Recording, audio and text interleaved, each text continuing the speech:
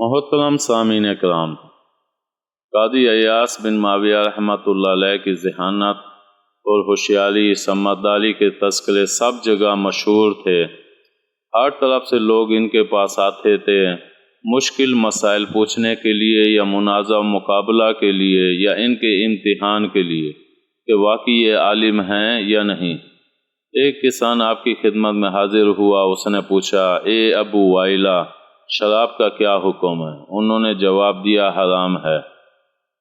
حرام ہونے کی کیا وجہ ہے؟ حالانکہ اس میں تو صرف پھل اور پانی کو آگ پہ پکایا گیا ہے، اصل میں یہ دونوں اجزاء حلال ہیں، پھر آگ پہ پکانے سے حرام کیسے ہو گئے جبکہ اس میں کسی حرام چیز کو ملایا نہیں گیا؟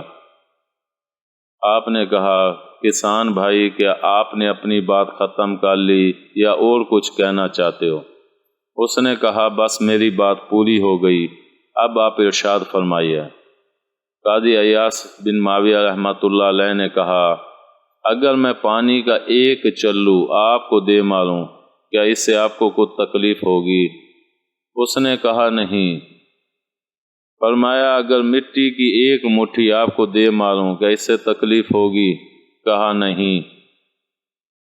فرمایا، اگر سیمنٹ کی مٹھی تجھے ماروں، کیا تکلیف ہوگی؟ اس نے کہا، نہیں۔ پھر فرمایا، اور اگر میں پانی اور مٹی ملا کر ایک ڈھیلا بناؤں اور وہ دھوپ میں خشک ہو جائے، پھر اسے اٹھا کر تمہیں دے ماروں، کیا تکلیف ہوگی؟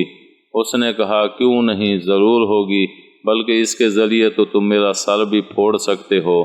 آپ نے فرمایا، بس یہی مثال شراب کی ہے، جب حلال اجزاء کو ملا کر اسے آگ کی آنچ دی جاتی ہے یا چند دنوں تک اس کو چھوڑ دیا جاتا ہے تو اس میں نشہ پیدا ہو جاتا ہے، جس کی وجہ سے اسے حرام قرار دیا گیا ہے۔ امید ہے آپ کو ہماری یہ ویڈیو پسند آئی ہوگی۔ پسند آنے کی صورت میں لائک کریں، کمنٹ کریں اور شیئر کرنا مت بھولیں۔ ملتے ہیں اگلی ویڈیو تک، اللہ حافظ۔